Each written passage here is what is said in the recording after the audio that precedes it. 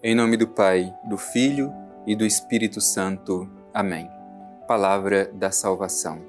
Nem todo aquele que diz Senhor, Senhor, entrará no reino dos céus, mas aquele que coloca em prática a palavra do meu Pai que está nos céus. Assim diz Jesus.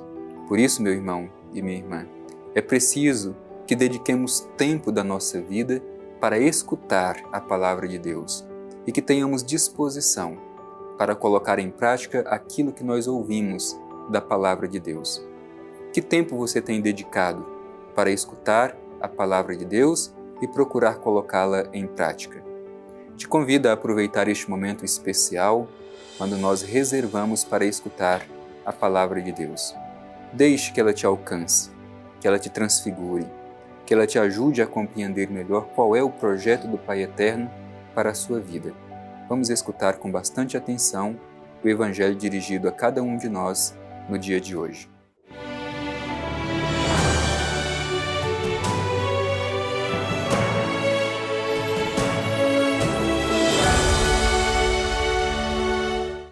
Proclamação do Evangelho de Jesus Cristo segundo Mateus.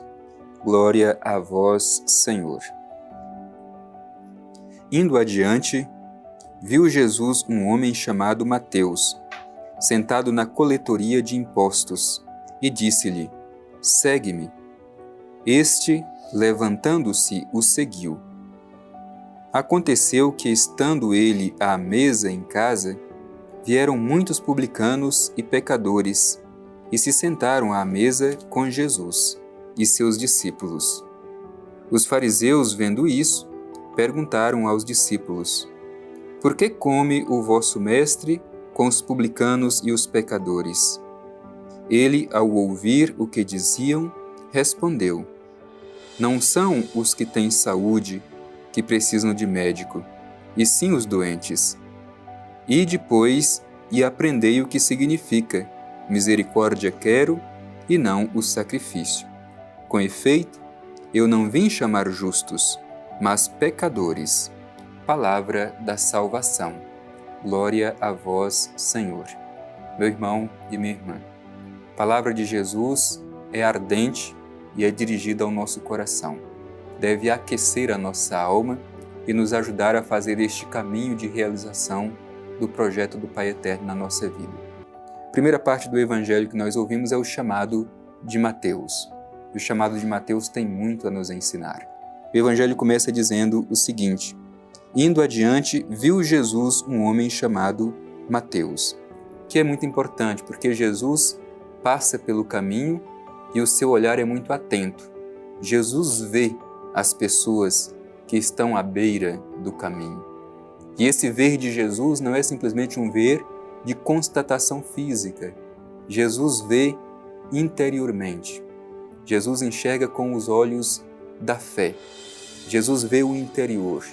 Jesus não vê simplesmente de forma física, é um olhar profundo, o olhar de Jesus. Por isso ele passa e vê Mateus. E o Evangelho diz que ele estava sentado na coletoria de impostos. Portanto, este homem era cobrador de impostos. E os cobradores de impostos naquele tempo eram vistos como pecadores públicos. Por isso, deveriam ser evitados. Eram pecadores públicos. Quem tivesse contato com eles, além deles serem pecador, também se tornava impuro. Jesus vê este homem nestas condições de marginalização, inclusive religiosa. E é interessante, porque vendo este homem, Jesus diz: segue-me. Imaginemos o escândalo naquela época. Jesus chama para ser seu discípulo um pecador público, um cobrador de impostos. Isso certamente causou nos fariseus uma situação de grande desconforto. E é interessante porque ainda hoje existem na igreja pessoas com comportamento farisaico. Certamente, se vissem Jesus realizando uma cena como esta, de passar pelo caminho e chamar para ser seu discípulo um pecador público, certamente iriam reprovar a atitude de Jesus. E o Evangelho diz que aquele homem, mesmo pecador, mesmo considerado um pecador público, atende ao apelo de Jesus. faz este caminho de transformação. Mostra a sua prontidão. O Evangelho diz, levantando-se, o seguiu. Nós também somos interpelados porque Jesus passa pelo caminho da nossa vida. Apesar de nossa fragilidade, apesar de nosso pecado, Jesus chama cada um de nós pelo nome. Mateus, diante do apelo de Jesus, prontamente disse sim, levantou e o seguiu. E nós, como responderemos ao apelo de Jesus? Ele passa pela minha vida e pela sua vida e diz, segue-me. Qual é a minha resposta? Qual é a sua resposta? Temos também a prontidão para nos colocar de pé e seguir o Mestre imediatamente? Sintamo-nos interpelados pelo chamado de Jesus. Logo em seguida, o Evangelho vai dizer, aconteceu que estando ele à mesa em casa, vieram muitos publicanos e pecadores e assentaram à mesa com Jesus e seus discípulos. É sempre bonito quando a gente vê Jesus à mesa. A mesa, no Evangelho, é símbolo de inclusão daqueles que antes estavam marginalizados, que estavam fora. E Jesus inclui à mesa estes que são marginalizados. São os pecadores, doentes, são aqueles que ninguém dava nada por eles, aqueles que não tinham ninguém por eles. Estes se colocam à mesa com Jesus. Aqui, o Evangelho diz que se assentaram à mesa os publicanos e os pecadores. Portanto, Jesus se senta à mesa com os pecadores. Mais um motivo de escândalo para os fariseus. Por isso, os fariseus, vendo isso, perguntaram aos discípulos, por que o vosso mestre come com os publicanos e pecadores? Eles questionam. Não é aceitável para os fariseus que Jesus se sente à mesa com os pecadores. Os fariseus ficaram escandalizados porque Jesus se misturava com os pecadores.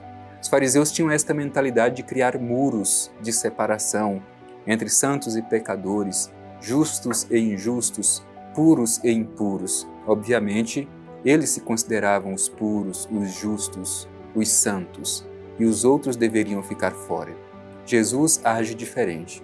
Por isso, diante deste apelo dos fariseus aos discípulos de Jesus, o próprio Jesus intervém e nos oferece o essencial da misericórdia de Deus.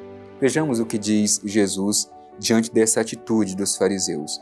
Não são os que têm saúde que precisam de médico, e sim os doentes. Este é o princípio de Jesus. Quem precisa de médico é quem está doente, não é quem está sadio.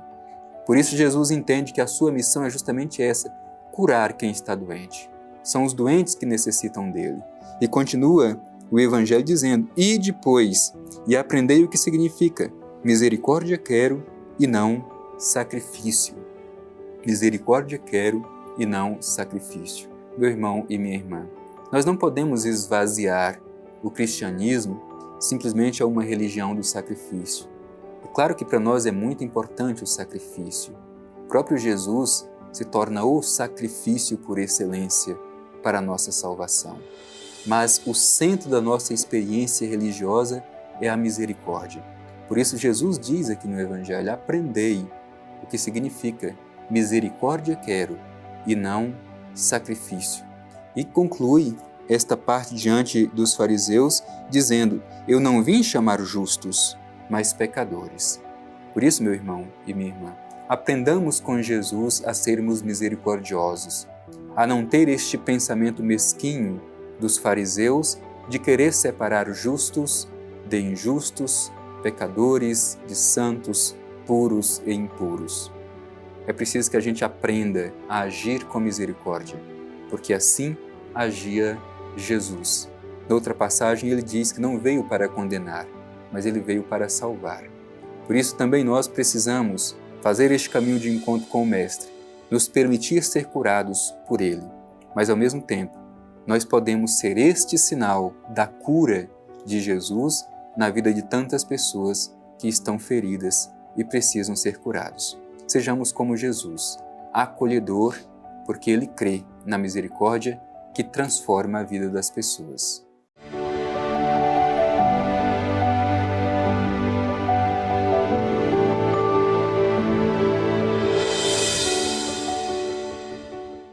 Aprendei o que significa misericórdia eu quero e não sacrifício.